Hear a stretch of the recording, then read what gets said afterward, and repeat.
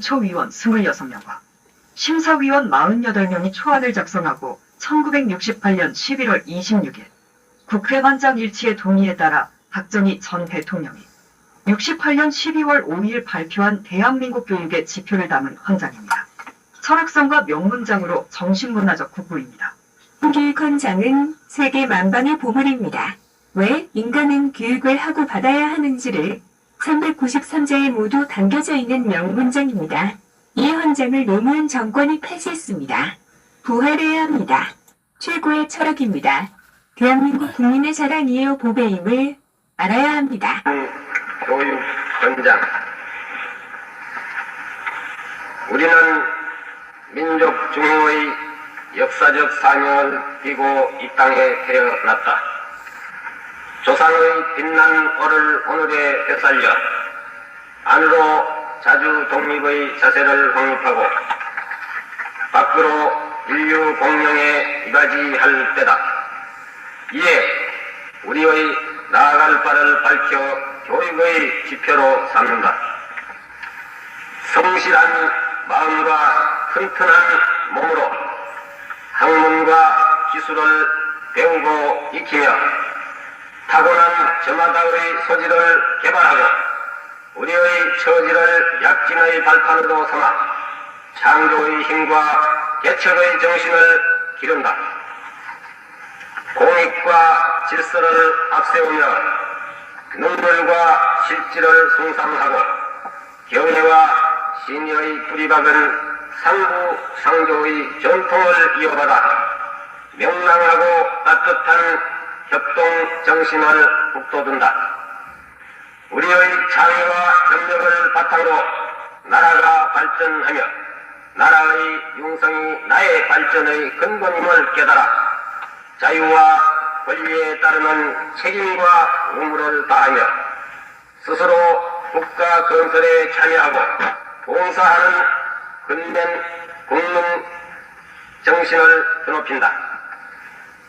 반동 민주 정신에 투철한 애국 애적이 우리의 삶의 길이며 자유세계의 이상을 실현하는 기반이다. 길이 후손에 물려줄 영광된 통일조국의 앞날을 내다보며 신념과 긍지를 지닌 근면한 국민으로서 민족의 슬기를 모아 줄기찬 노력으로 새 역사를 창조하자. 1968년 12월 5일 대통령 박정희.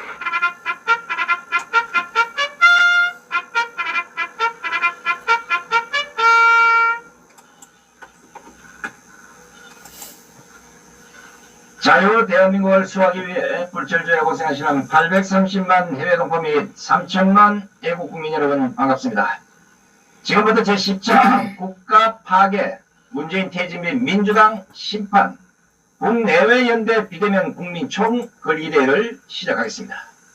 오늘 이 대회 사회를 맡은 손상TV 대표 손상입니다. 반갑습니다. 먼저 오늘 이 대회는 문재인 정권이 사회적 거리두기를 빌미로 5인 이상 집합금지를 조치함으로써 부득이 비대면 구글 미트 하상 회의 방식으로 국민대회를 열고 있음을 먼저 알려드립니다. 다소 매끄럽지 못한 부분이 있더라도 양해하시고 연설을 한 분 한 분 열정을 다한 연설에 큰 박수와 용기를 보내주시기 바랍니다. 오늘 이 국민대회는 기술을 협조하신 신백군 방송 주관으로 우파 유튜브들과 함께 전 세계로 이원 생방송되고 있으니 많은 시청과 응원을 보내주시면 대단히 고맙겠습니다. 그럼 오늘 멋진 연설을 들려주실 연사분들을 한 분 한 분 소개해 올리겠습니다. 830만 해외 동포의 박수소리와 3천만 애국 국민들의 박수소리가 저 청와대에 있는 문재인이 경기를 할 정도로 큰 박수를 보내주시면 대단히 고맙겠습니다. 먼저 전 동아일보 기자를 역임하신 우리 노재성 총괄위원장님 함께 하셨습니다. 감사합니다. 반갑습니다. 다음 한국자유민주주의를 한국자유민주주의 제일협의회 소속 일본의 우리 윤지나 위원장님 함께 해주신다. 네, 안녕하세요. 일본 동경의 고이비토 지미사랑입니다. 자유민주주의를 지키기 위한 동경에서의 활동을 잠시 후에 전해드리겠습니다. 잘 부탁합니다. 네, 고맙습니다.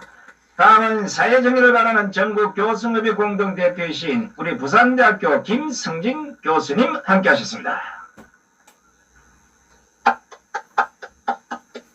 반갑습니다.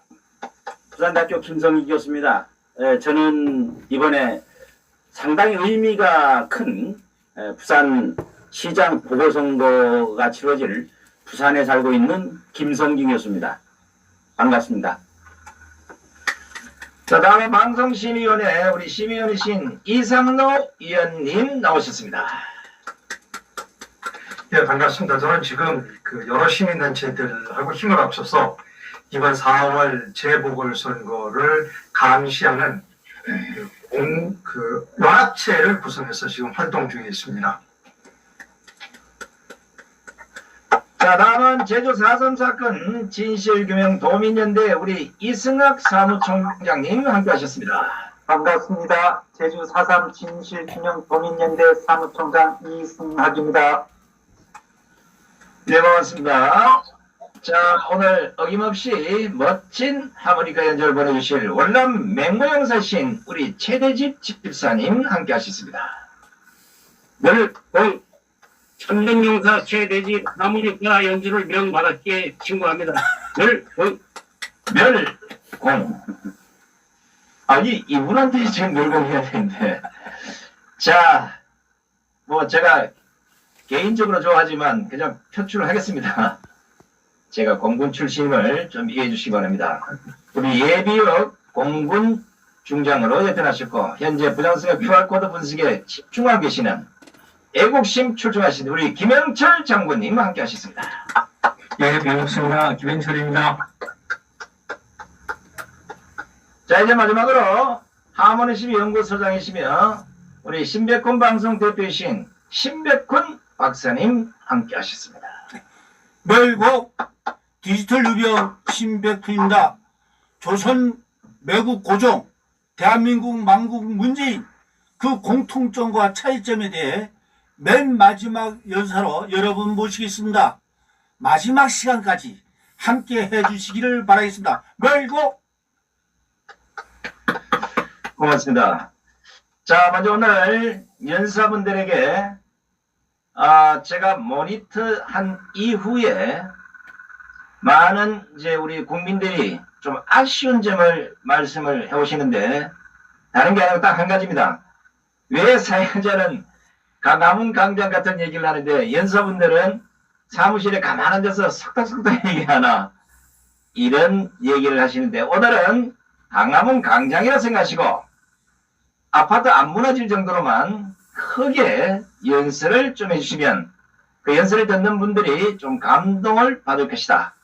이런 말씀을 전해드리면서 오늘 첫 번째 연설로 전 동아일보 기자를 역임하신 우리 노재상 총괄위원장님의 연설을 큰 박수로 맞이하겠습니다.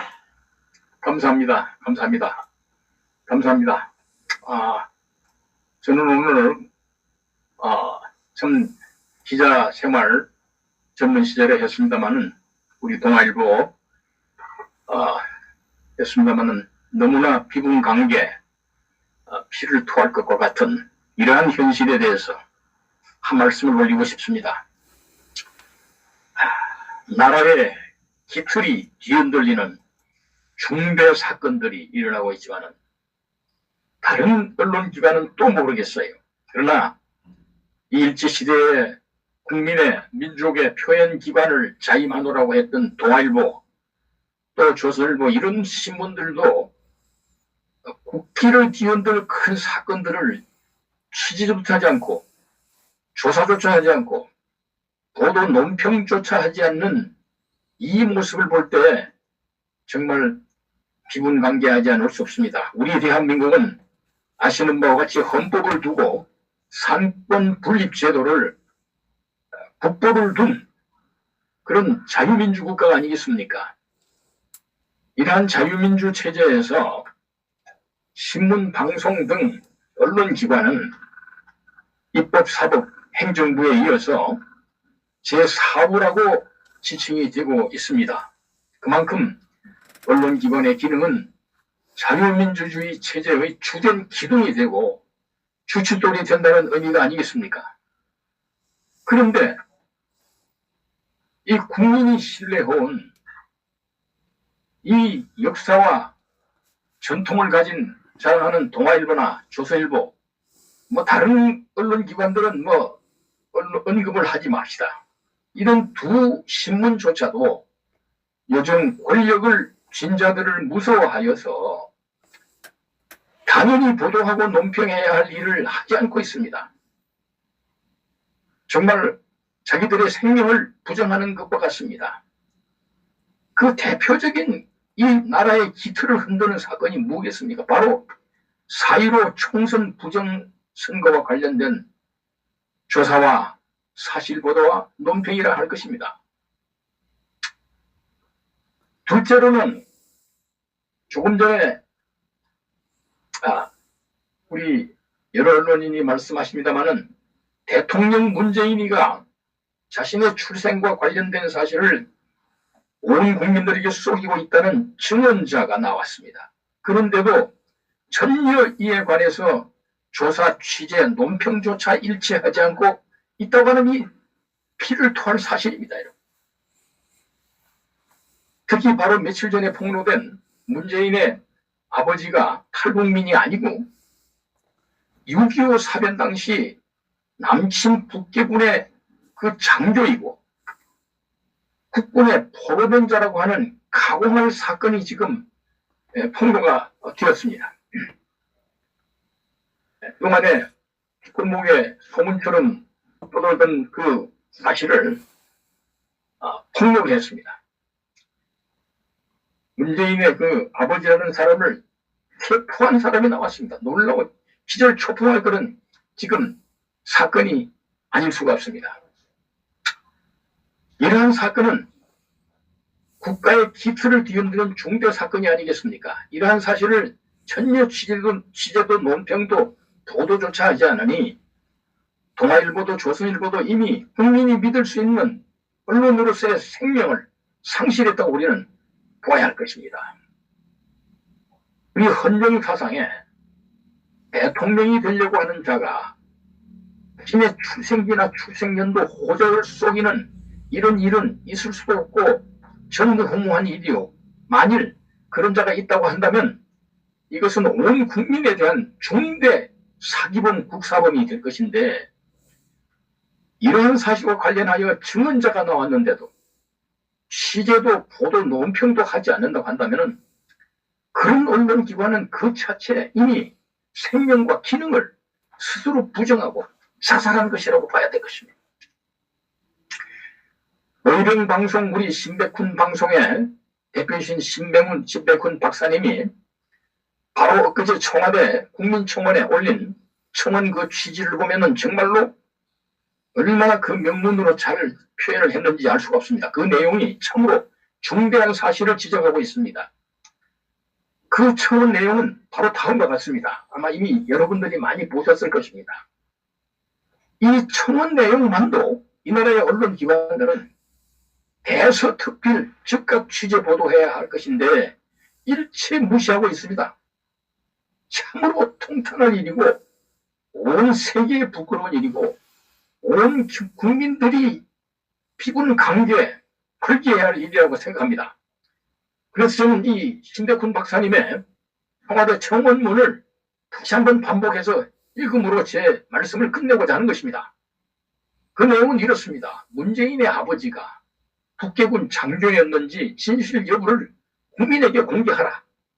유튜브 방송 뉴스타운에서 2월 16일 문재인 아버지가 북계군 장교 출신인 문용형이며 1950년 6.25가 난 그 해죠. 8월 28일 경북 영천에서 학도병이었던 3명의 국군에 의해서 포로로 잡혔다고 하는 증언이 나왔다. 이것은 실로 충격적이다. 문재인은 그동안 아버지는 1950년 12월 경남 철수 때 빅토리아 군함을 타고 거제도에 정착했고, 그때 훌륭한 선원들이 아니었다면 나의 부모님이 오지 못했을 것이고 오늘의 나도 없었을 것이다. 이렇게 한 것이 모두 거짓말이 된다. 유권 해석에 따라서는 대통령 후보자 시절 개인 신상을 속였기에 당선도 무효가 된다. 뉴스타운에서 2019년 10월 문재인의 아버지가 북계군 장교로 6.25 전쟁에 참전했다가 포로로 잡혔다는 증언을 확보하고 청와대의 공식 문서로 이런 증언이 있어서 취재 요청을 하였다고 한다. 그럼에도 불구하고 청와대가 무응답으로 대응했기에 2021년 2월 16일 증언 내용을 공개한다고 했다. 그런대로 국법과 헌법 절차를 밟은 것이다. 이제 증언 관련 문재인과 청와대와 국방부는 후속 조치를 해야만 한다. 하나, 문재인의 출생의 비밀을 공개하고 유전자 조사에 응하라. 모든 진실은 문재인 대통령이 잘 알고 있다. 청와대 민정수석 시절 북한에 있는 이모를 만나기 위해 나이도 속이고 규정도 위반하면서까지 가족까지 총동원한 이유와 우리가 알고 있는 승모 강한옥 여사를 홀대한 이유와 그리고 왜 이런 사실을 취재 요청하는 뉴스타운의 공식 문서 요청을 묵살하였는지 그 이유를 밝혀주기를 공개 청원합니다.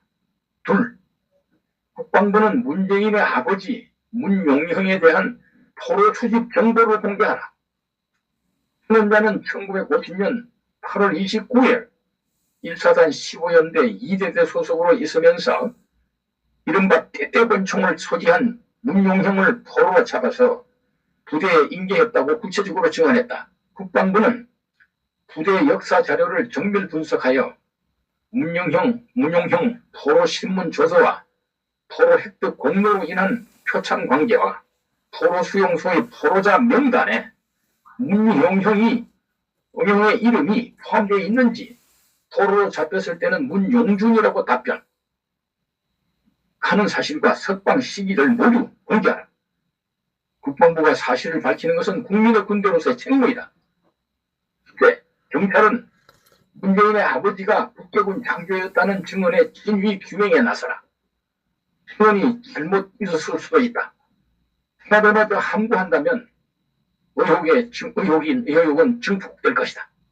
그동안 청와대 국민청원은 답변하기 난처한 것은 일방적으로 청원을 삭제하는 만행을 저질렀다. 이번 청원 또한 묵살하고 비공개 삭제 처리할 것으로 예측되지만 만약에 그렇게 한다면 이 청원 내용을 자백하는 것으로 심증을 굳힐 것이다. 국방부에는 행보 공개 민원을 내고 의혹 조사를 촉구하는 고발을 검찰에 제출하고자 한다.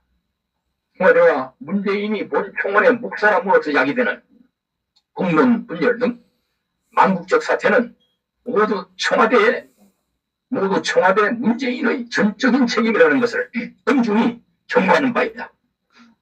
2021년 2월 17일 청원인 신백훈 올림. 이상은 의병방송 신백훈 방송의 대표이신 신백훈 박사님의 청와대 국민청원 내용입니다. 감사합니다. 예, 수고하셨습니다. 우리 노재승 위원장님이 읽어드린 우리 신백훈 박사님의 문재인 출생에 관한 이 청와대 청원, 저도 읽어봤는데 너무 잘 쓰셨더라고요. 사실 이제 여러분 아시다시피 뉴스타운이 상당히 지금 현 정부로부터 엄청난 탄압을 받고 있습니다. 그저께도 임종석이하고 소송 붙어서 벌금 200만원을 또 맞았습니다. 5.18 비롯해서 엄청난 역사적 사건에 탄압을 받으면서도 결국은 출생에 대한 비밀도 오래전에 녹화를 해서 갖고 있다가 도저히 안 되겠다 해서 이제 선포를 한 겁니다. 자신의 출생조차도 속이고 대통령이 됐다 그러면 지금 당장 국방부나 아니면 경찰이나 검찰이나 당장 체포해야 되지 않겠습니까?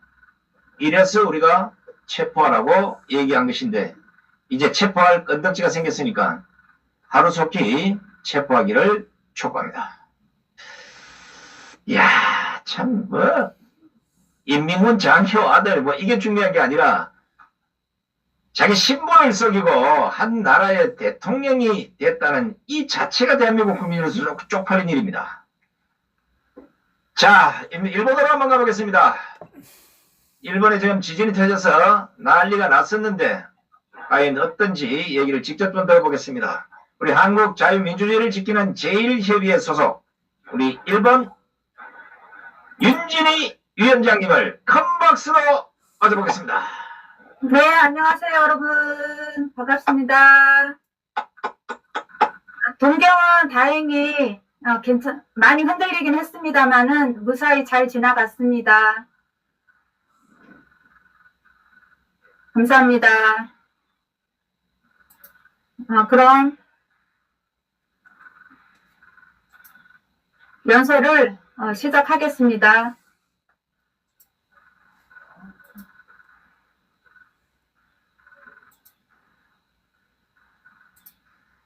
안녕하세요. 한국 자유민주주의를 지키는 제1협의회의 윤진희입니다.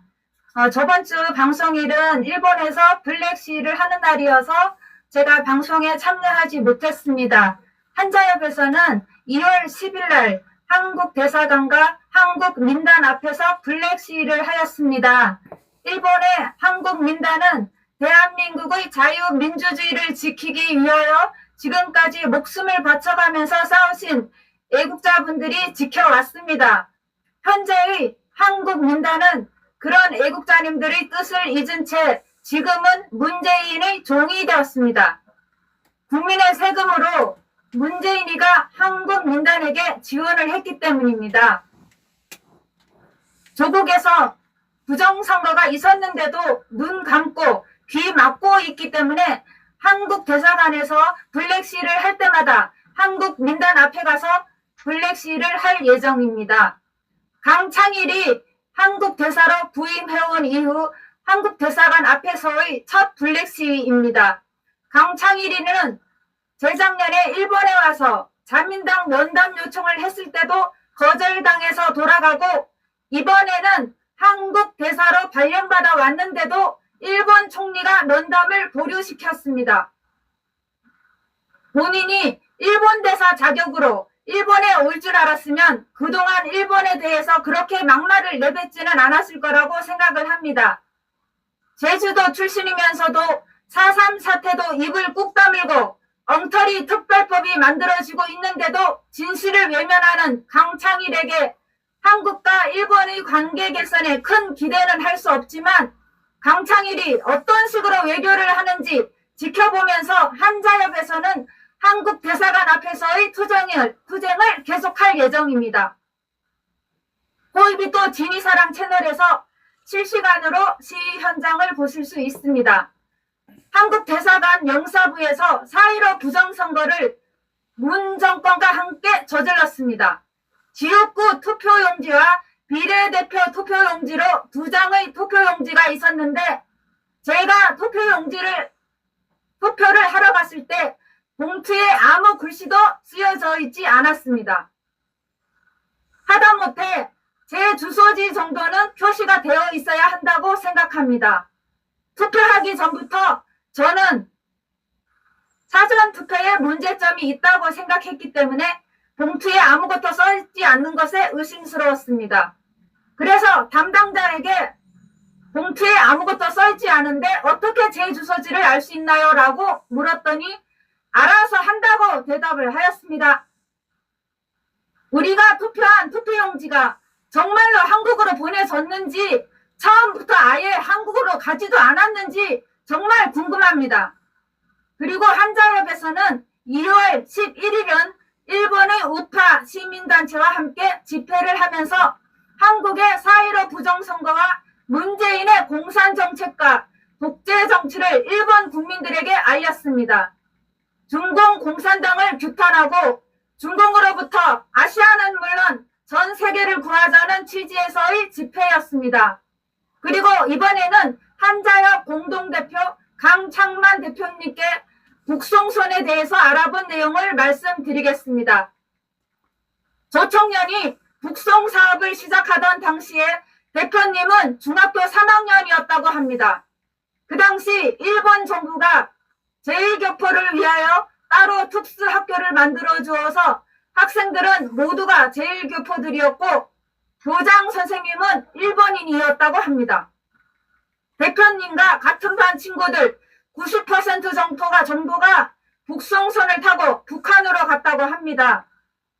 조총련의 달콤한 유혹에 넘어갈 만한데 대표님은 왜 북송선을 타지 않았냐고 질문을 했더니 지상 낙원이라는 말을 처음부터 믿을 수 없었다고 합니다. 북한의 북송 사업은 1955년 그 당시 북한 외상인 남일이 제1교포를 북한으로 귀환시키자는 발언에서부터 시작되었으며 북한 적십자와 일본 적십자의 캘커타 북송협정이 체결됨으로써 1959년 12월 4일 975명의 제1교포를 제1진으로 북한으로 데리고 가면서 일본인 부인들을 포함하여 결국 9만 3천여 명이 북송되었습니다. 북한에서 43년간 살다가 돌아온 탈북자 카와사키 에이코 씨의 말에 의하면 북송선을 타고 북한 청진항에 도착했을 때부터 이상하게 느꼈다고 합니다. 북한에 먼저 도착해 있던 제1교포가 북한 사람이 알아듣지 못하게 일본어로 절대로 배에서 내리지 말라고 큰 소리를 친 것을 지금도 기억한다고 말했습니다. 카와사키 씨가 한국 이름이 따로 있지만 그 이름을 밝히지 않고 북한의 현실을 알리고 활동을 하는 것은 북한에 남아있는 가족들 때문입니다. 일본으로 탈북해 와서는 일본 국적을 받았다고 합니다. 일본 정부는 원래부터 일본에 살다가 북송선을 타고 북한에 갔다가 탈북해온 제1교포에게는 일본 국적을 취득할 수 있게 해주었다고 합니다. 한국 민단은 북송선을 타기 위하여 니가타항으로 출발하는 기차의 선로에 누워서 기차가 출발하지 못하도록 항의를 하였다고 합니다. 한자협 공동대표님의 김일웅 대표님은 북송선을 타기 위하여 니가타항까지 가셨다가 마음을 바꾸고 배를 타지 않았다고 합니다. 그렇게 반공을 하였던 한국 민단이 지금은 문 정권을 협조하고 있는 사실이 믿어지지 않습니다. 그 당시 강창만 대표님도 선로에 눕는 등 제1교포 북송 사업을 항의하는 저항을 하셨는데 시간이 흐르고 나중에 알게 된 사실은 조총련의 북송 사업을 막기 위하여 이승만 대통령이 일본에 사람을 보내는 등 많은 애를 쓰셨다고 합니다. 지상낙원이라는 책을 발간해가며 제1교포들을 북으로 보내고 북한에 가면 모든 것이 준비되어 있다고 선동하며 가지고 있던 재산을 정리하여 대부분 조총련에 기부를 하게 하고 북으로 보냈기 때문에 북송 사업으로 조총련 재단은 강력한 힘을 가지게 되었다고 북송선에 살아있는 증인 강창만 대표님이 말씀을 해 주셨습니다. 북한에서 직접 살다가 돌아온 제1교포들의 증언이 있고 한국에도 탈북자들이 수두룩한데 아직도 북한이 지상낙원인 줄 알고 있는 주사파들은 제발 본국으로 돌아가시기 바랍니다. 이상입니다. 예, 수고하셨습니다. 우리 윤진희 위원장님이 마지막에 북한으로 돌아가시기 바랍니다. 아주 멋있는 멘트였습니다. 북한으로 돌아간 게 아니라 북한으로 꺼져야 됩니다. 세상에 다른 건 다 이해가 되는데 이해가 안 되는 것이 북한을 좋아하는 놈이 왜 남한에 삽니까? 미국 싫어하는 놈들이 왜 아이들을 미국에 유학을 보냅니까? 이런 이중적 삶을 사는 이 쓰레기 같은 인간들을 될 수 있으면 모조리 북한으로 보냅시다. 또 가라면 안 가요. 또 이것들은 또 희한한 DNA를 갖고 있습니다. 우리 윤진희 위원장님이 좀 더 열심히 하셔서 일본이나 한국이나 이 종북 좌파들, 주사파들은 모조리 북으로 다 보내는데 각별한 신경 좀 쓰시기 바랍니다. 자, 멋진 연설 보내주신 우리 윤준희 위원장님께 다시 한번 큰 박수를 보내주시기 바랍니다. 자, 이분 상당히 바쁘신 분입니다.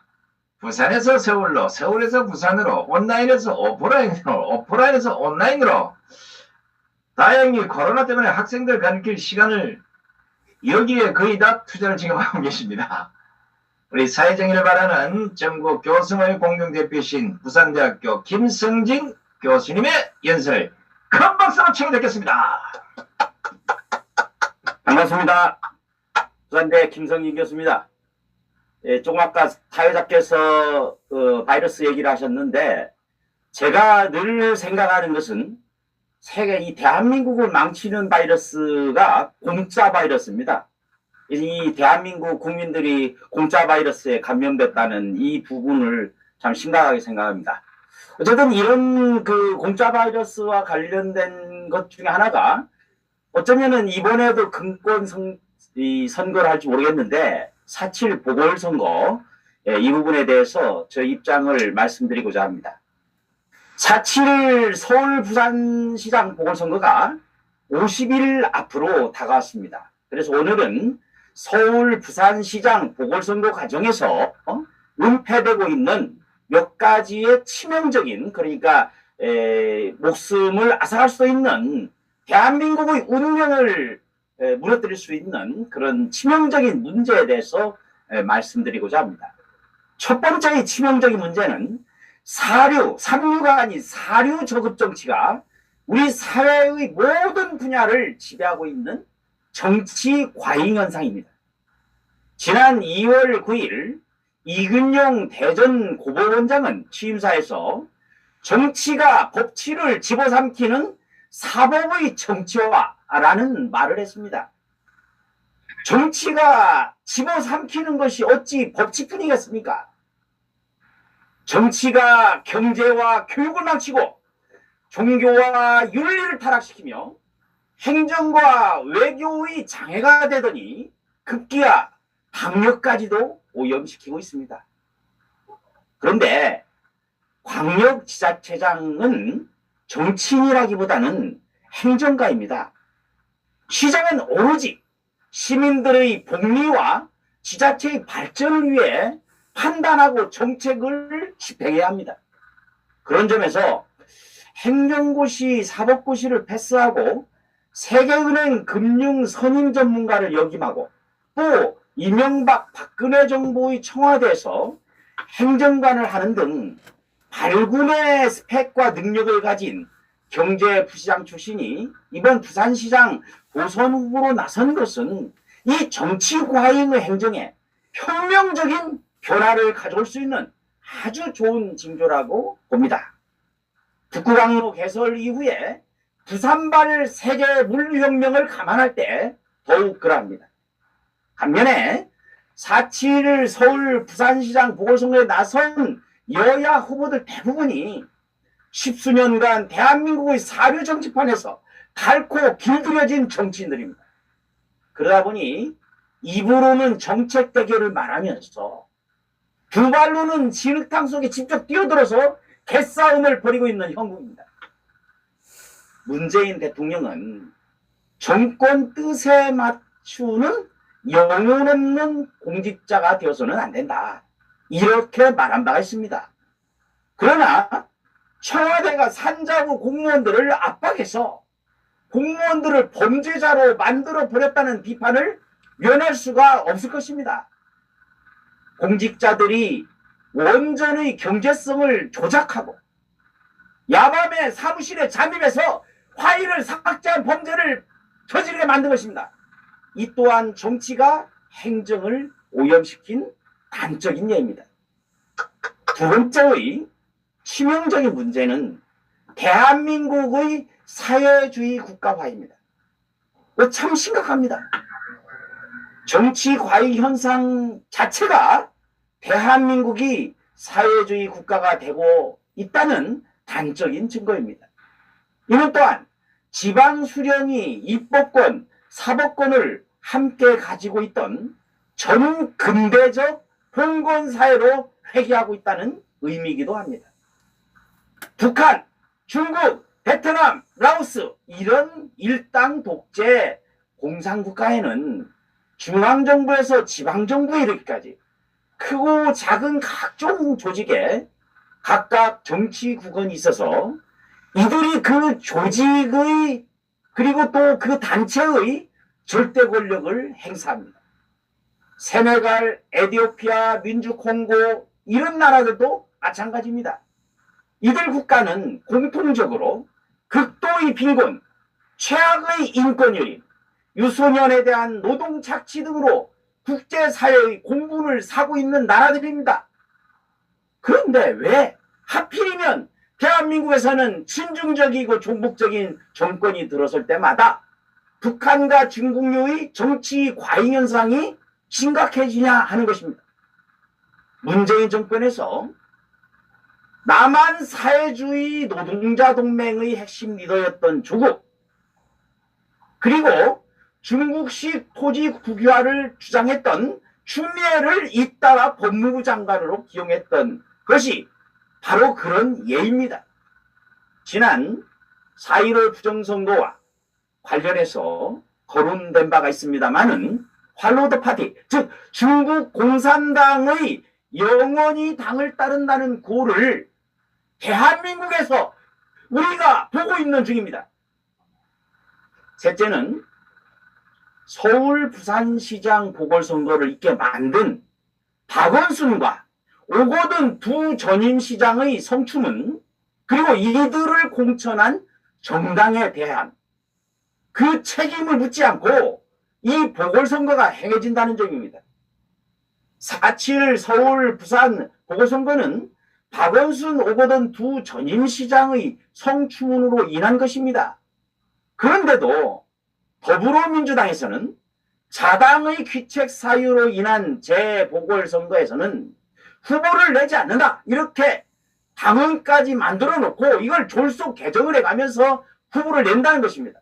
더구나 이 당헌은 문재인 대통령이 더불어민주당의 대표로 있을 때 만든 것입니다.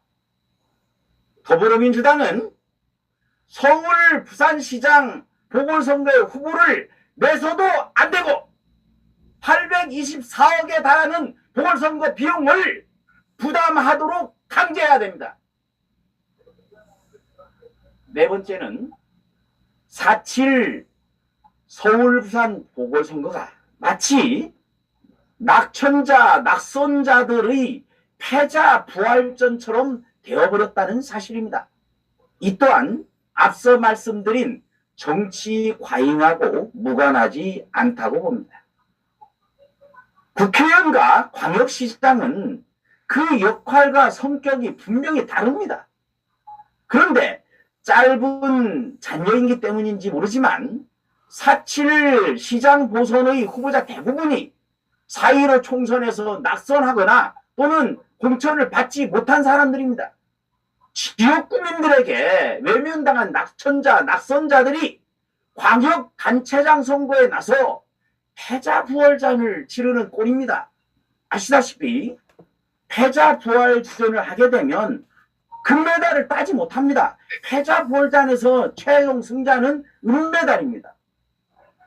그런데 어떻게 해서 이런 식의 선거가 치러지는지 참 부산시민 한 사람으로서, 한 사람은 어떤 분은 총선 패배의 책임 공방에서 자유롭지 못한 사람이고 나머지 사람들은 총선 낙선자들의 패자 부활전, 이런 형태로 되어 있는 선거를 유권자 한 사람으로서 어떻게 받아들여야겠습니까?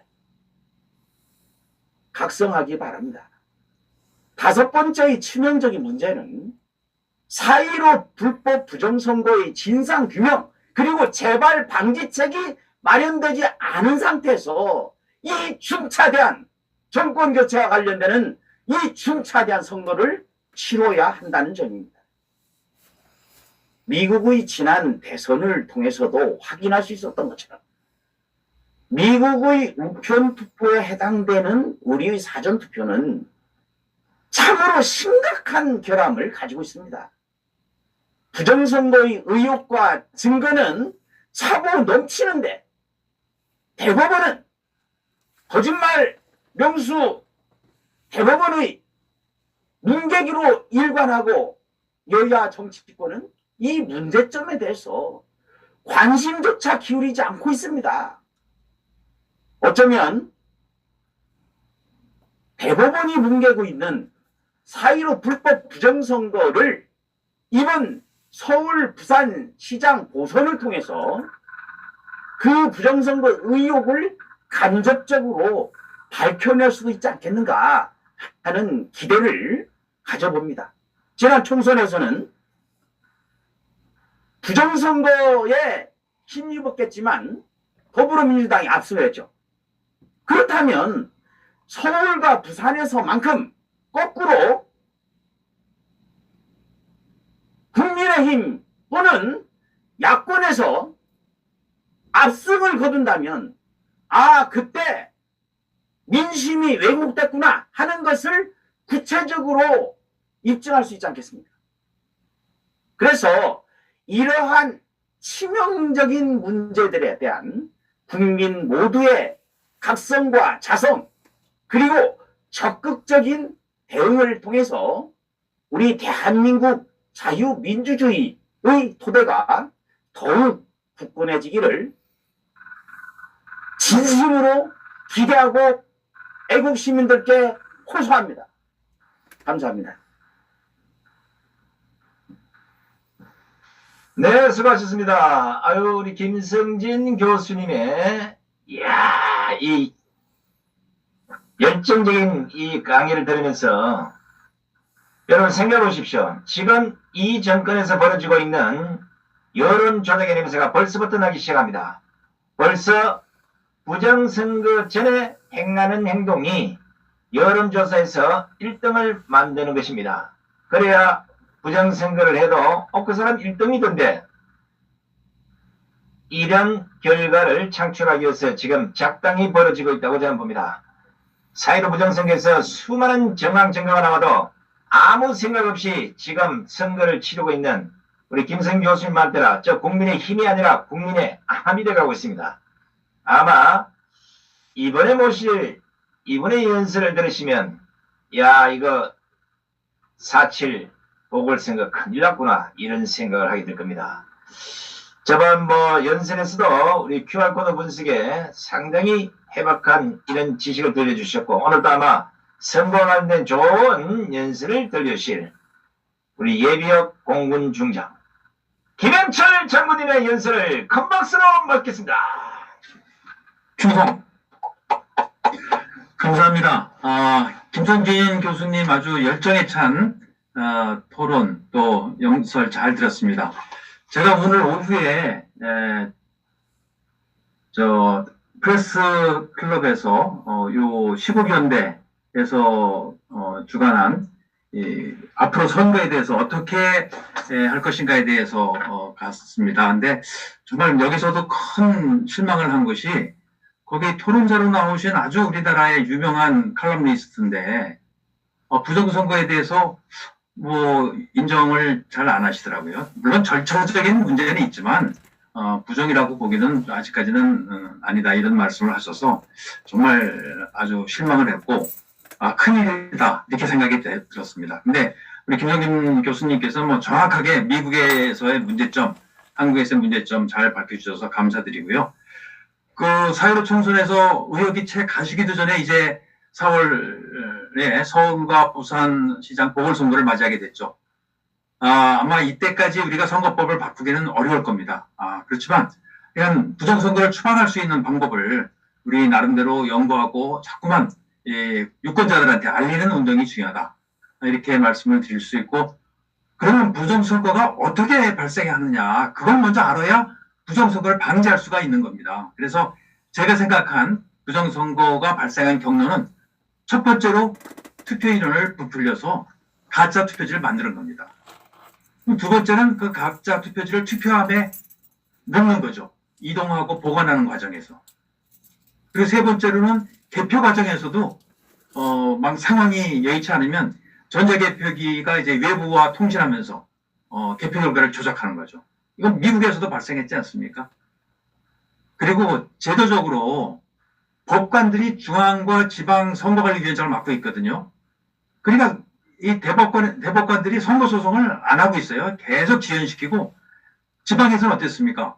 증거보정 신청하면 아주 증거가 보전 신청이 전혀 안 됐지 않습니까? 이런 것들이 제도적으로 문제가 있다. 그리고 마지막으로 선거 후에 선거 사후감사 제도가 없다. 그렇기 때문에 마음 놓고 부정선거를 기획하고 또 부정선거가 밝혀지지 않는 거죠. 그래서 선거법 개정을 포함해서 선거제도는 어떤 측면에서 이루어져야 되느냐면, 첫 번째로 투표 인원을 부풀려서는 안 되겠다. 부풀림을 방지해야 되고요. 두 번째는 가짜 투표용지가 투표함에 들어가지 않으면 되는 거 아니겠습니까? 그걸 막아야 되고, 또 이제 제도적으로 아까 말씀드린 그런 선관위원장이라든가 선거 사후 감사 제도를 도입을 해야 된다. 그래서 구체적으로 선거법 개정 소요를 말씀드리면, 첫 번째로 관내 사전투표 제도는 반드시 폐지해야 된다. 그리고 옛날처럼 부재자 투표로 대체를 해야 되겠다. 두 번째로, 이거 중요한 사항인데, 투표함 이동을 금지시키는 겁니다. 그래서 투표한 장소에서 개표를 하면은 많은 문제점들이 해결이 되더라고요. 세 번째로, 사전투표소 그리고 당일투표소에서는 투표인원을 개수를 해야 됩니다. 그것이 투표관리관의 제1의 임무가 되어야 됩니다. 그리고 그렇게 개수한 인원이 매 시간 단위로 중앙선관위, 그리고 각 정당, 그리고 언론사까지 그 정보가 실시간에 공유가 돼야 됩니다. 또 투표소는 투표함을 비추는 CCTV를 설치하고 그 녹화 영상이 정당과 언론사로 공개가 돼야 됩니다. 네 번째로, 전자개표기 사용이 이제 중지돼야 되고요. QR코드 사용 역시 중지가 돼야 됩니다. 그리고 중앙선관위, 그리고 지방선관위 위원장을 법관 이외의 자로 위촉을 하라. 이런 것이 중요하고요. 일곱 번째로, 선거소송은 최단 기간 내 재검표를 하고, 또 관련법을 보완해서 판결까지도 현재 180일이거든요. 그것도 더 땡겨야 된다. 한 150일 또는 120일 이내로 끝낼 수 있도록 하라. 그리고 선거 사후 감사를 시행할 독립기관을 설치해서 사후 감사를 하라. 이 독립기관이 설치되는 이유는요, 중앙선관위를 견제할 수 있는 대한민국의 어떤 기관도 없습니다. 대통령부터 국회의원, 시의원, 군의원까지 중앙선관위가 만들어주기 때문에 다 절전되는 거죠. 아마 문재인이도 제일 무서운 게 중앙선관위일 겁니다.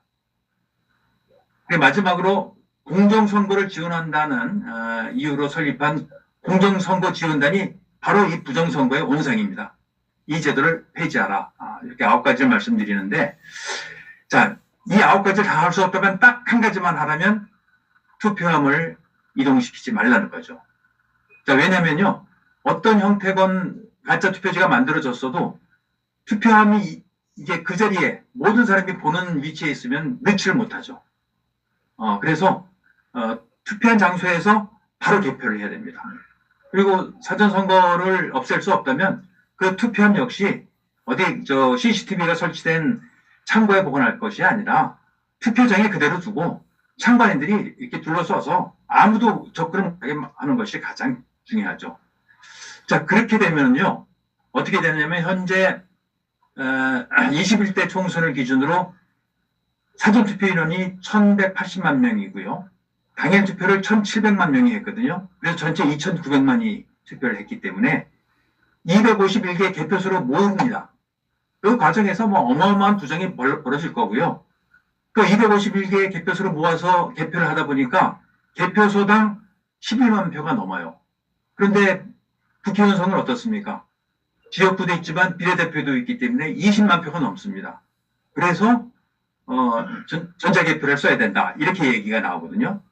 자, 그런데 만일에 투표한 곳에서 바로 개표하면 사전투표는 전국에 3,500개소가 있었어요. 그러니까 거기서 바로 개표를 한다면, 표를 깐다면 개표소당, 즉 투표소당 3,400표만 개표하면 되고요. 당일 투표는 더 적습니다. 전국적으로 14,000군데에서 투표를 했기 때문에 14,000군데에서 개표를 한다면 불과 1,200표만 개표하면 됩니다. 그래서 이 개표 결과가 2시간이면 다 끝납니다. 그리고 1,000표, 2,000표 하는데 무슨 전자개표기가 왜 필요합니까? 전자개표의 문제도 다 해결되죠. 이처럼 투표한 장소에서 개표를 한다면 이동에 따른 비용과 시간을 획기적으로 줄일 수 있고요. 이동 중에 발생하는 또는 보관 중에 발생할 수 있는 모든 부정 의혹을 줄일 수 있다. 그리고 전자개표기 사용도 저절로 해소가 되기 때문에 정말 이것이야말로 우리 선거제도를 획기적으로 바꾸는 중요한 요소라고 생각합니다. 그렇지만 지금 180석을 갖고 있는 민주당이 이거 합의를 안 해주겠죠. 그래서 저는 선거법 개정이 없이도 시행 가능한 부정선거 방지 대책에 주목을 해야 된다. 그 첫 번째로 정당, 특히 야당 투표 참관인에게 수동 개수기를 지참하도록 해서 투표인수를 정확하게 카운팅하는 겁니다. 이렇게 카운팅된 투표인 인원은 매 시간 단위로 중앙당으로 보고를 하고 중앙당에서는 매 시간 단위로 언론에 공표를 하는 거죠. 그리고 두 번째로는 투표함에 더 쉬울 상판을 만들게 하는 겁니다. 그래서 투표가 종료된 후에 뭐 봉인지 이런 걸로 안 되거든요. 그래서 각 정당 그리고 후보자 측이 딱 그 상판을 띄운 다음에 거기다 자물쇠로 각각 다 봉인을 하는 거죠. 그리고 개표할 때 그것을 바로 개표 직전에 여는 겁니다. 이렇게 하면 최소한 가짜 투표지가 들어가는 건 막을 수 있다. 중요한 건 두 가지죠. 가짜 투표지를 만들 수 있도록 투표인을 부풀리는 걸 막을 수 있고요. 설사 가짜 투표를 만들었다 하더라도 그 투표지가 투표함에 들어가지 못하게 하는 겁니다. 그러면 아마 부정투표가, 부정선거가 상당 부분 해소할 것이다 이렇게 생각을 합니다. 근데 문제는 바로 이 국민의힘, 국민의 암덩어리들이 이런 데 관심이 없어요. 다행히 권영세 의원이 좀 관심을 갖고 있기 때문에 그런 의원을 통해서 이 사항을 전달을 하고 반드시 그 당 차원에서 할 수 있도록 노력을 하겠습니다. 그리고 우리 시민단체들도 내년 대통령 선거 전에 반드시 이런 선거법 개정이 이루어질 수 있도록 유권자 운동을 전개해서 이 땅의 4.15 총선과 같은 무지막지한 선거 부정이 다시는 일어나지 않도록 노력해야 하겠습니다. 감사합니다. 네, 수고하셨습니다. 우리 김영철 장군님의 연설, 이 부정선거를 막는 방법 다 말씀을 드렸습니다. 그 장소를 옮기지 않고 그 장소에서 끝까지 개표까지 하는 거 아주 좋은 방법입니다. 제가 보기에는 빨리 그 김종인 할배를 끌어내리고 우리 김영철 장군님이 비상대책위원장으로 가셔야 될 것입니다. 가서 암덩어리를 도려내고 진짜 국민의 힘이 돼야 되지 않겠습니까? 아마 제가 보기에는 우리 사병 출신들도 문재인 정권이나 이 지금 저 국회 가는 꼬라지 보면 열받아서 후라이팬 갖고 가서 대갈통을 후립해고 싶은데 현역 때 전투기를 몰았으니까 전투기를 몰고 어딘가 가서 그냥 폭발을 보고 싶은 심정이 많을 거라고 생각이 됩니다. 그래요, 참으셔야 됩니다. 그다 우리 쫄병들이 알아서 하겠습니다. 그래요. 자, 멋진 연설 들으신 우리 김영철 장군님께 다시 한번 큰 박수를 보내주시기 바랍니다. 자, 이번에 연설을 하실 분은 현역 때 사실 방송에서 이거 보면 막 빵빵빵빵 상당히 그 노력한 대가의 결과를 국민들에게 보여주고 오히려 국민들이 그걸 보므로써 대한민국에 어떤 문제들이 있는지 그런 지식 문장을 많이 전해주었던 분입니다. 특히 지금도 프리덤 뉴스를 통해서 국민들의 애국적 지식 문장을 함양하고 계시는 우리 방송 심의위원회 심의위원신 우리 이상로 위원님의 연설을 큰 박수로 청해드리겠습니다. 네, 이번 4월 재보궐선거에서 투개표 참관인들이 부정선거와 부정개표를 막기 위해 작성한 매뉴얼 초안을 말씀드립니다. 들으시고 누락되는 것이 있으면 지적과 보완을 부탁드립니다. 먼저 사전선거입니다. 사전투표를 하더라도 가능한 한 관내 투표는 없어야 합니다. 투표 참관인이 사전선거 시작 전에 선거인 명부를 확인해야 합니다. 투표 참관인은 사전투표 당일 투표장에 근무하는 모든 투표관리요원들의 인적사항을 미리 기록해두어야 합니다. 투표 전에 투표함이 비어있는지까지 확인해야 합니다. 만일 투표인이 자신의 투표용지를 카메라로 찍는 것을 방해하는 투표관리인이 있다면 그 투표 참관인이 투표용지 촬영을 적법한 거야, 적법한 행위야 라고 투표관리인에게 알리고 국민이 정당한 권리를 방해하지 말도록 경고 조치해야 합니다. 투표 참관인은 투표장 내에서 소란이 일어날 경우 동영상으로도 촬영해야 합니다. 투표 참관인은 개수기로 관내 투표자 수와 관내 투표자 수를 실시간으로 체크하고 10분 간격으로 이를 부정선거 감시 시민본부로 송출해야 합니다. 사전투표소에서는 사전투표소의 관내 투표인은 투표용지와 등기용 관내 투표 2개를 받게 됩니다. 투표용지와 관내용 투표봉투를 받게 됩니다. 참관인은 등기번호가 표시된 등기용 관내 투표봉투 라벨지를 모두 다 찍어야 됩니다. 오전 참관인은 오후 참관인과 교대 시에 인수인계를 철저하게 해야 합니다. 오전 참관인도 퇴근하지 않고 투표소 부근에서 대기하고 있다가 투표가 종료되면 오전 참관인과 함께 오후 참관인과 같이 행동을 같이 해야 됩니다. 투표 종료 후 오전 후 참관인 모두 당일 총 투표자 수, 관내 투표자 수, 관내 투표자 수를 확인해야 합니다. 오후 참관인은 이미 교대했던 오전 참관인과 함께 관내 사전 투표함과 관내 투표 봉투를 운반하는 차량에 탑승해서 선거관리위원회 사무소로 갑니다. 차량 번호와 차량 소유주를 확인해야 합니다. 선거관리 사무소에 도착한 참관인은 해당 선거관리위원회가 보유하고 있는 총 유권자 수, 사전투표 당일 집계한 총 투표자 수, 사전투표 당일 관내자 투표소, 사전투표 당일 관내자 투표수를 파악해야 합니다.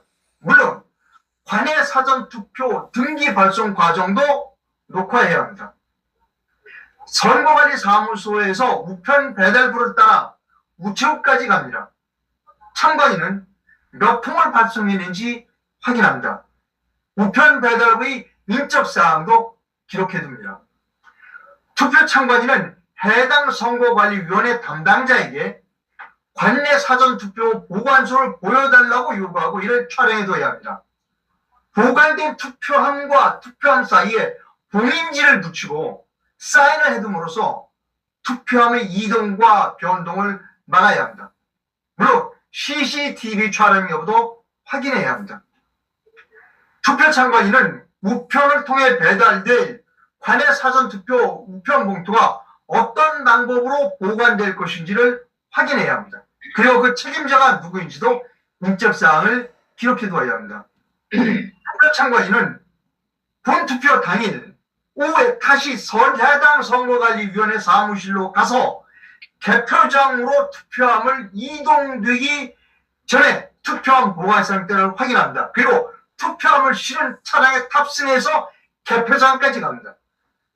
다음은 본투표입니다.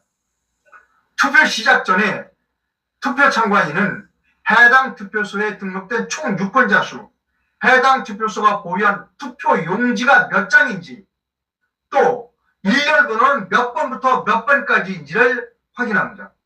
투표 참관인은 투표 당일 투표소에 근무하는 모든 투표 관리 요원들의 인적사항을 미리 기록해둡니다. 만일 투표인이 자신이 투표 용지를 카메라로 찍는 것을 방해하는 투표 관리인이 있다면 이 투표 참관인이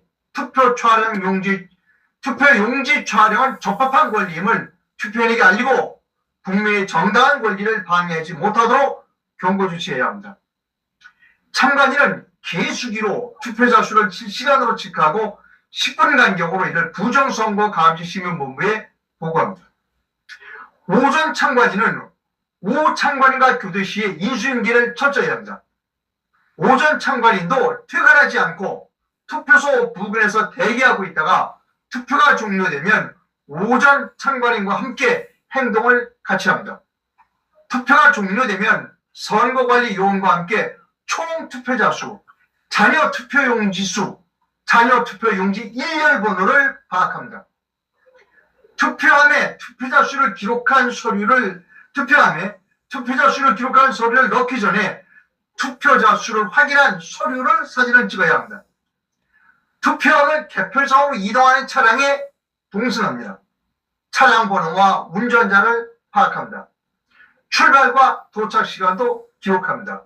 마지막으로 개표입니다. 개표 참관인은 개표 당일 개표 사무원의 국적을 확인합니다. 전자개표기와 주변 기기 모두의 외부 통신망 연결 여부를 사전 점검합니다. 개표 전에 모든 개표기기 전원을 2분에서 3분 동안 끊습니다.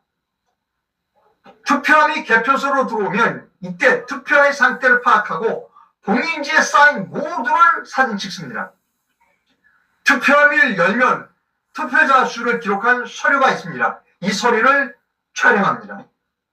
개표 사무원은 이 서류에 기록된 숫자를 개표기에 입력할 겁니다. 개표 사무원이 이 숫자를 정확하게 입력하는지를 확인해야 합니다. 이것이 매우 중요합니다.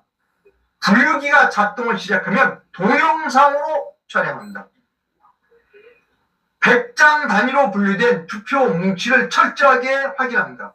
이때 어느 후보의 기표가 되어 있는지도 꼼꼼하게 확인합니다. 개표 상황표가 작성되면 그 개표 상황표가 실제 개표와 동일한지를 확인하고 촬영해 둡니다. 개표가 끝나면 박스에 투표지, 개표 상황표, 봉인지도 함께 보관해야 합니다. 그리고 그 박스에 사인을 합니다. 지금까지 말씀드린 것은 초안입니다. 여러분들께서 추가로 보완해 주실 것을 부탁드립니다. 이상입니다.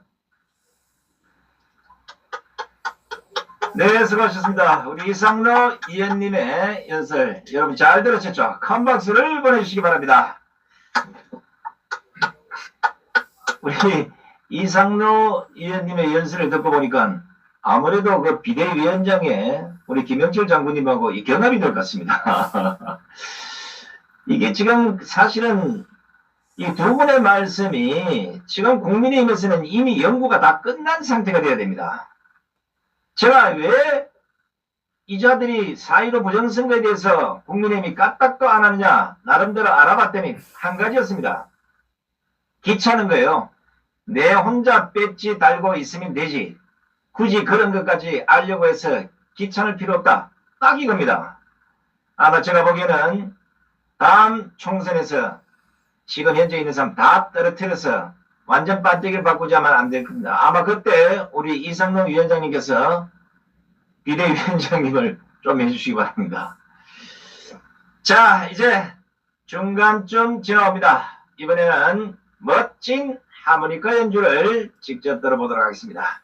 우리 월남 맹호용사신 최대집 집사님의 하모니카 연주를 큰 박수로 챙겨 듣겠습니다. 오늘 하모니카 연주 데니보이를 좀 빠른 템포로 한번 해보겠습니다.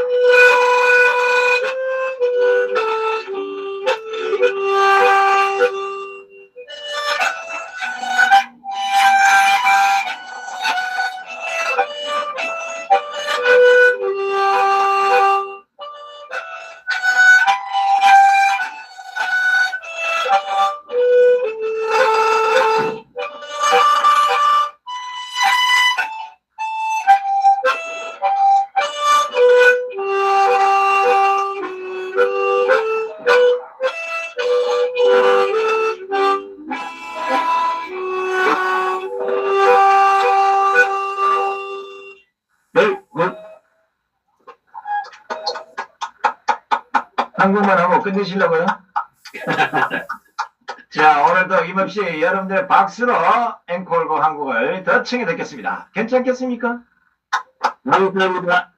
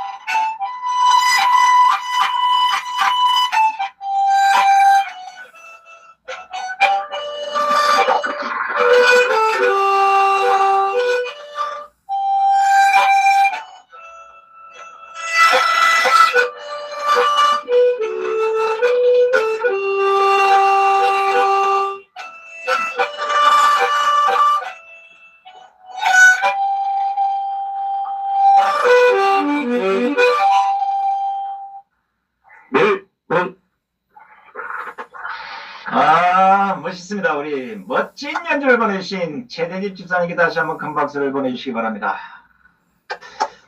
근데 오늘따라 우리 최대집 집사님의 하모니카 연주가 가슴을 아리게 합니다. 그 뒤편에 계시는 이승만 대통령과 박정희 대통령이 괜히 보고 싶습니다. 아마 이승만 대통령께서는 아주 잘 부르는구만 이렇게 얘기하는 거고, 우리 박정희 대통령께서는 제가 성대모사로 직접 육성을 들려드리겠습니다. 이봐 손성배, 나 때문에 고생이 많구만. 그 문재인 하나 제대로 물리치지 못해서 국민들이 고생이 너무 많아. 그런데 내 딸 그네는 어디 있는 거야? 카카, 아직도 서청대에 계십니다. 그럼 너 분발해야지.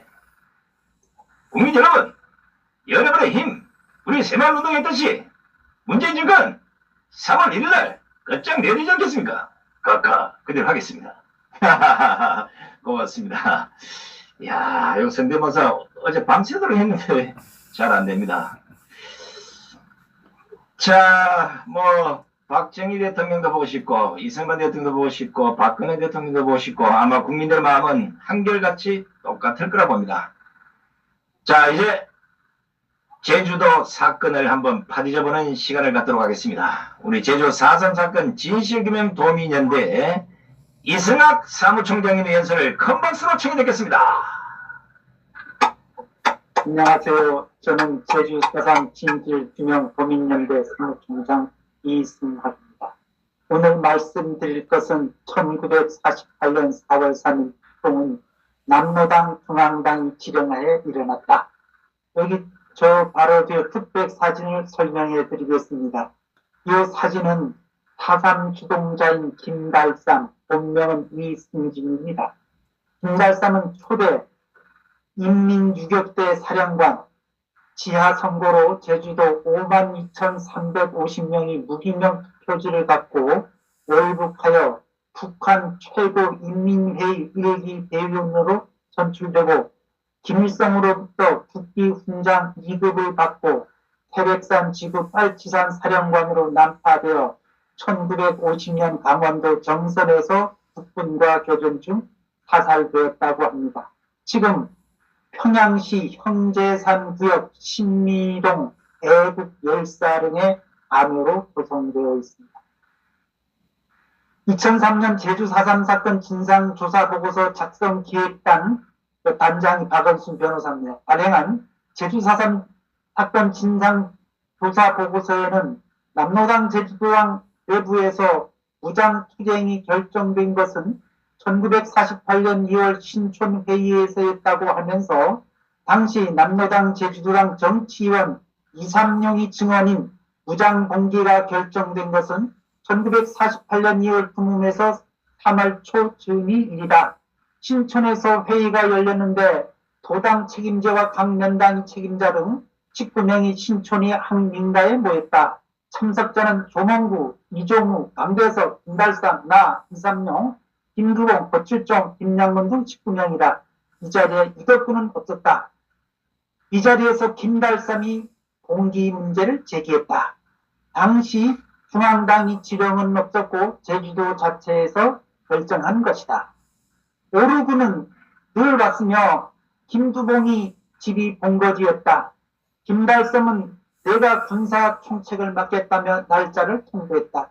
라고 서술되고 있으나 이때 이미 김달삼은 남로당 군사부 총책 이재복으로부터 폭동 지령을 받은 상태입니다. 이재복은 박정희를 남로당에 가입시킨 사람으로 원래 목사였습니다. 진상보고서 결론에 보면은 4.3 사건 전개 과정에 남로당 중앙당이 직접적인 지시가 있었던 자료가 발견되지 않고 있다고 기술하고 있지만 진보 좌익들은 남로당 중앙당이 지령을 서로 끝까지 부인하고 제주도민들이 들고 일어선 사건으로 4.3 사건을 크게 축소하고 있으나 남로당 중앙당이 지령 증거는 많이 찾아볼 수가 있습니다. 김달삼이가 1948년 황해도 해주 인민대표자 회의에 참가 발표하기 위해 작성됐다고 추정되는 제주도 인민유격대 투쟁보고서의 내용 중에 도당부 상위에서는 이상 도당부의 지령을 받고 같은 해 3월 15일 도파견 올구를 중심으로 회합하여 첫째 당이 조직 수호와 방어의 수단으로 둘째 단정반대 구국투쟁의 방법으로 전도민을 골기시켜 부장 간격을 전개하기로 하고 그 준비 및 실행을 다음과 같이 결정하였다. 이것이 바로 남로당 전남도당이 오르고 조직체계 지도하에 무장투쟁을 결정하였다는 것을 말해줍니다. 그렇다면 전남도당이 오르고는 이 같은 결정을 남로당 중앙당 지도부와 인원했을까 의문이지만 전남도당이 중앙당 허락 없이 지령 내었을 가능성은 전혀 없다고 보아집니다.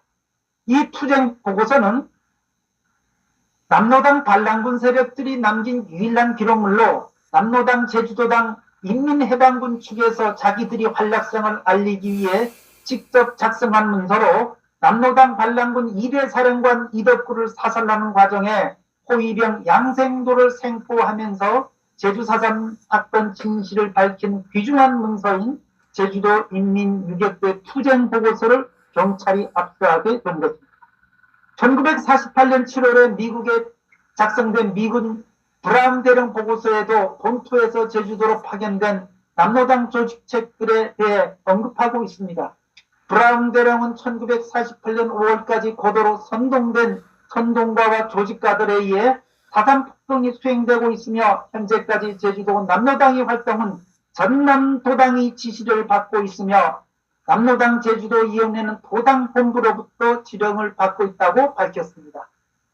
4.3 사건 당시 좌익 민주주의 민족전선 문화부장인 김봉현도 일본 문해지 민도에서 밝힌 남로당 중앙당에서 파견되어 온 천검산 조직책이 남로당 제주도당 위에서 지도하고 결정하였다는 증언이 있는데도 불구하고 지령사가 남아있지 않았다는 것만으로 남로당 중앙당이나 전남도당이 지령 없이 제주도당이 스스로 일으킨 공기라고 주장하면 의도적 축소 왜곡이라 할 수 있겠습니다. 여기에 천검상은 남로당 중앙당의 군사부장 이중업이나 군사부 책임자 이재복이 아닌가 하고 주장하고 있습니다. 여수 14연대 반란사건 주모자 조사과장 김한일 소령과 조사반장 빈철련 대위, 박정희와 육사이기 동기 증언을 보면 남로당 중앙당 김상윤과 이주와 남로당 군 특수부장 이재복은 전남도당위원장 김백동과 제주도에서 강력한 단선 반대 무력 투쟁을 하기로 결정하고, 이재복은 1948년 2월 중순경에 전남 도립병원에서 간호원으로 근무하는 제주 출신 조경순 당시 20세 여수 반란 사건인 주동자 김지의 처의 안내를 받아 제주도에 가서 남로당 제주도당 책임자 안세훈을 만나려 했으나 그가 피감 상태에서 만나지 못하고 조천면 선을리에 있는 당 조직부장 김달섬을 만나 제주도에서 단산 반대 투쟁만이 남로당이 사는 길이요, 제주도에서 강력히 반대 투쟁을 하면은 육지부 전국에서 적극 호응할 것이며, 그렇게 되면 단선을 못할 것이다. 단선을 못하게 해야지, 단선을 하게 되면 남쪽에 반공국가가 탄생하게 되어 남로당은 설 자리가 없다 하면서 제주도에서 단선 반대 투쟁을 강력히 전개하는 지령을 내렸습니다. 이재복은 김달삼에게 직접 지령을 내렸으므로 국방경비대 제9연대 남로당 장교 뿌락치 김상길 중위에는 별도로 지령을 내리지 않았다고 합니다. 이번에 4.3 특별법 전부 개정안이 24일 날 국제법 제4사법위원회를 통과하면은 26일 금요일 국회 이사당 정문에서 국회 표결 반대 2인 시위를 하려고 합니다. 만약에 제주 4.3 사건 진상규명 희생자 명예회복에 관한 특별법 전부 개정 법률안이 그대로 통과된다면 대한민국이 건국 역사는 크게 왜곡되고 대한민국의 정체성은 철저히 부정되며 국민 간 분열과 갈등을 증폭시킬 것이며 국가 반역성을 대한민국 국민이 세금으로 포상하는 기이한 현상이 나타날 것입니다. 이상 말씀드렸습니다. 감사합니다.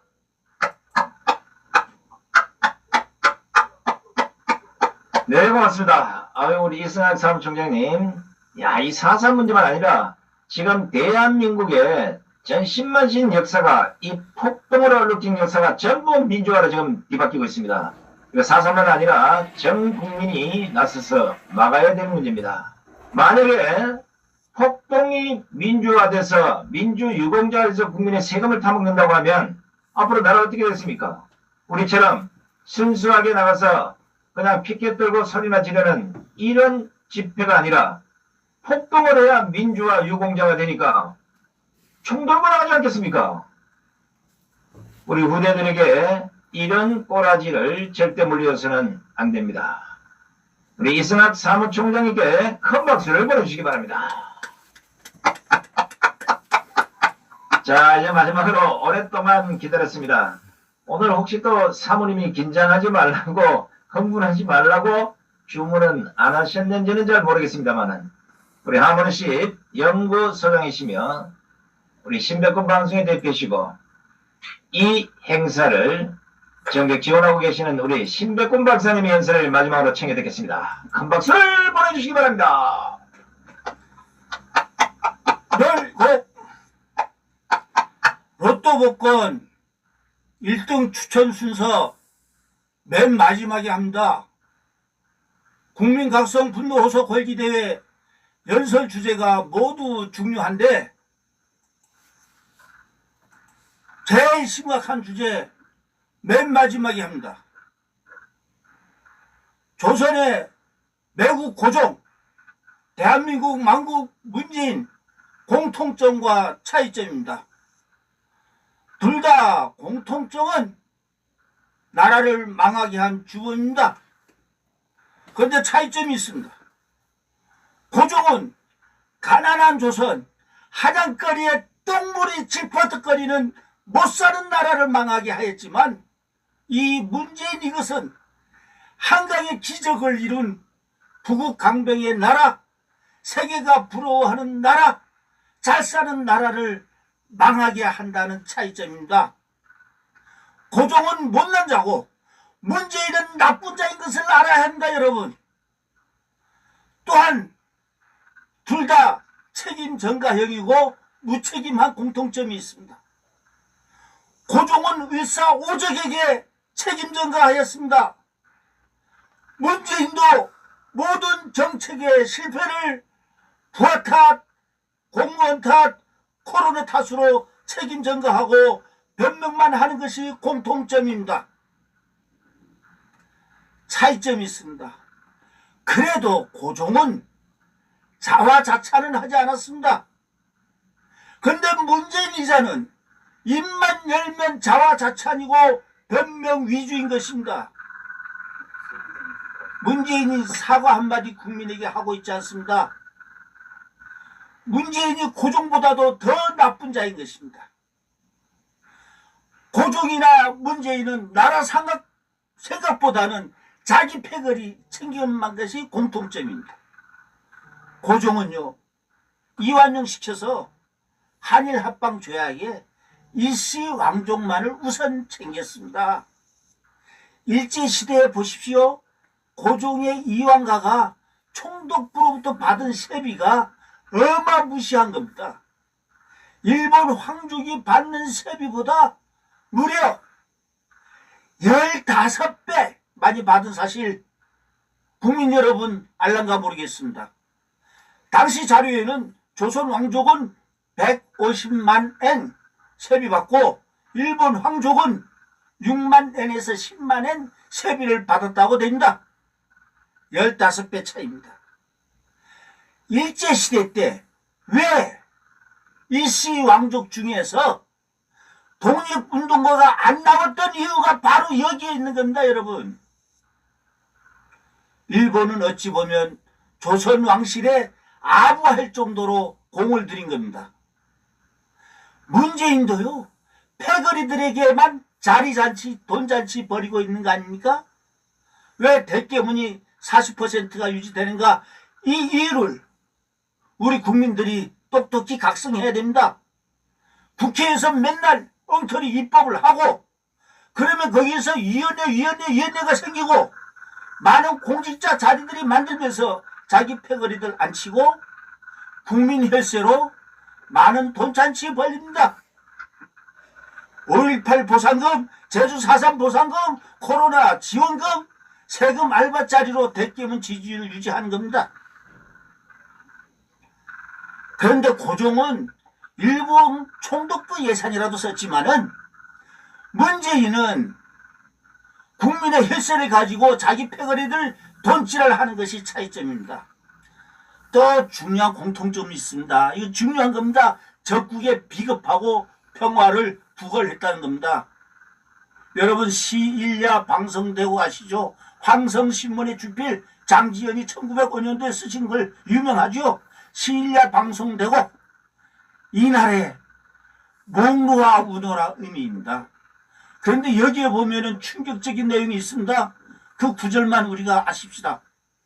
을사조약 2등 방문일을 환영했다는 겁니다. 조선이 인천항에서 서울에 이르기까지 관민상하, 관 공무원 민간인 윗사람 아랫사람 즉 환영해서 이등말로 환영하여 맞이 않았다는 내용이 있습니다. 인천과 한양 사이에 조선 백성들이 환영단을 끌고 이등 방문일을 평화 타령하면서 환영했던 것입니다. 마치 문재인이 북한의 김여정 일당을 평창올림픽, 워커힐 호텔, 대대적 평화 타령하면서 환영한 것과 똑같은 겁니다. 차이점은요, 고종은 그래도 당시 국력이 청일전쟁, 러일전쟁을 이긴 일본이라는 최고 강국에 비겁했지만은 이 문재인 이것은 북한이라고 하는 국력도 경제력도 형편없는 나라에 비굴을 하다는 것이 차이점인 것입니다. 당시의 조선 백성과 지금 우리 대한민국 국민 어떤 차이가 있을까요? 조선 백성들은 나라가 망한 지 10년이 지나서야 기독교가 중심이 되어 3.1 독립운동을 하게 된 것입니다. 우리 대한민국은 사기 탄핵 시기에서부터 우리 손상대 애국사회자와 더불어서 온 애국 시민들이 줄기차게 애국운동을 하고 있는 것이 차이점입니다. 기독교에서는 우리 정광훈 목사 같은 애국 목사가 감옥 갔다 오면서까지 줄기차게 애국운동하고 있습니다. 그래서 호소합니다. 이번 3.1절에 온 국민이 국민 각성 분노 폭발합시다. 전 국민이 1인 시위합시다. 시위 장소는 전국 팔도강산 자기 집 앞에서, 시위 행진은 자기 동네에서 어깨띠 메고 돌아다니면서 문재인 물러나라, 문재인 물러나라, 문재인 물러나라를 외칩시다. 고종시절 겁에 질린 조선 백성들과 달리 우리 대한민국 애국민들은 이승만의 건국, 박정희의 부국 영웅에 배은망덕하지 맙시다. 총궐기 합시다. 3.1절날 모두 1인 시위합시다. 저 신백훈이도 동네 지하철역 근방에서 1인 시위 하겠습니다. 그래서 앞뒤로 써붙일 시조를 지었습니다. 소개합니다. 가난 조선, 매국 고종, 부자 한국, 망국 문재인, 혈세 돈지랄, 선거 매수, 눈먼 국민 공범이라. 주인된 국민이여, 대우학성 분노하자. 이상입니다. 감사합니다. 멸고. 네, 수고하셨습니다. 아유, 우리 신백훈 박사님, 사모님이 좀 흥분 좀 하지 말라 그랬는데, 끝에 가서 흥분 좀 했어요. 시조, 매국 고종, 망국 문재인을 읽다가 갑자기. 그래, 우리 저 신백훈 박사님 말씀대로 3월 1일 날, 여러분 아다시피, 왜 어떤 특정 지역에 모이지 말라고 하는 이유가, 이 정권이 그동안 우파 집회를 때려잡기 위해서 앞에 선 자들만 감옥에 집어넣으면 그 집회가 그냥 깨어지고 한 걸 여러 번 경험했기 때문에 이제는 국민 개개인이 주체가 돼서 집 앞이 됐든 바닷가가 됐든 어디서든지 간에 태극기를 흔들면서 문재인 물러가라, 문재인 체포하라, 이 얘기만 부러지면, 하루 종일 부러지면 문재인도 못 빼겨낼 것이라고 보는 것입니다. 자, 우리 열띤 연설을 해주신 신백훈 박사님 다시 한번 큰 박수를 보내주시기 바랍니다. 사랑하는 830만 해외 동포 및 3천만 내국 국민 여러분, 긴 시간 함께해 주셔서 대단히 고맙습니다.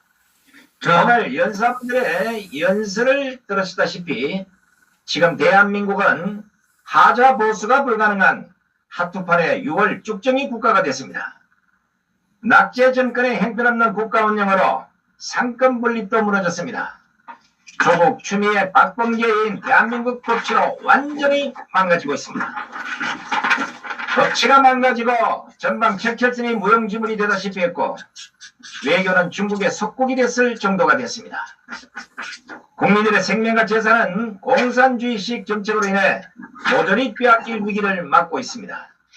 민주당의 의회 입법폭군은 대한민국 정치를 사리로 끌어내렸고, 정치방해과 쿠데타적 코로나 관리는 헌법이 보장한 표현의 자유와 집회 결사의 자유, 예배의 자유까지 차단시켰습니다.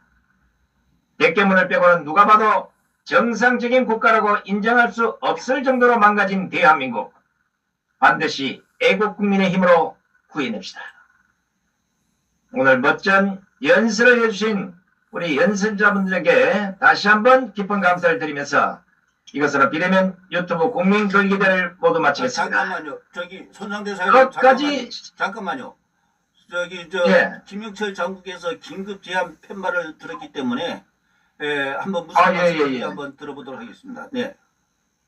네, 아유 감사합니다. 시간을 주셔서 오늘 이 회의를 통해서 우리 이상노 대표님하고 공통점이 하나 있는 게 바로 이겁니다. 이게 뭐냐면 이게 개수기거든요. 그런데 이거를 우리가 아무리 외쳐도 저 국민의힘에서 쓰지 않으면 아주 안 됩니다. 그래서 언제 한번 오프라인에서 우리 국민들이 다 모여서 국민의힘 당 앞에서 이걸 가지고 다 시위를 한번 해서 국민의힘이 이번 4월 보선 그리고 내년 대통령 선거에서 반드시 이걸 쓸 수 있도록 한번 힘을 모았으면 좋겠습니다. 아유, 대단히 고맙습니다. 역시 들어가는 사람 정도만 체킹을 하면 충분히 이제 사람이 불었는지 줄었는지 이제 구분할 수 있습니다.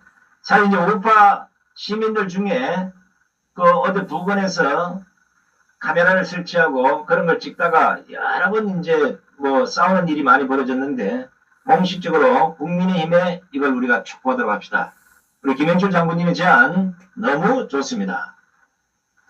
이제 여러분 아시다시피 4.7 보궐선거지면 내년 대통령 선거 100번째입니다. 왜냐? 문재인 정권은 이제 돌아설 수 없는 상황에 도달했습니다. 어떤 짓을 해서라도 선거를 이겨낼 것이고 이 정권을 연장시키려는 그 업무와 조작질을 할 거라고 저는 봅니다.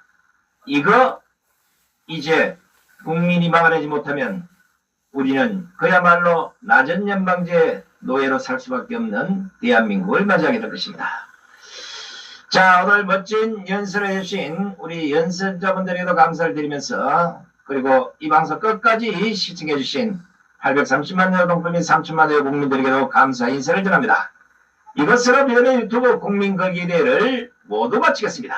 저희는 다음 주 더 멋진 프로그램으로 여러분 찾아뵙겠습니다. 모두 힘내시고 파이팅 하시고 코로나 절대 안녕히 계십시오.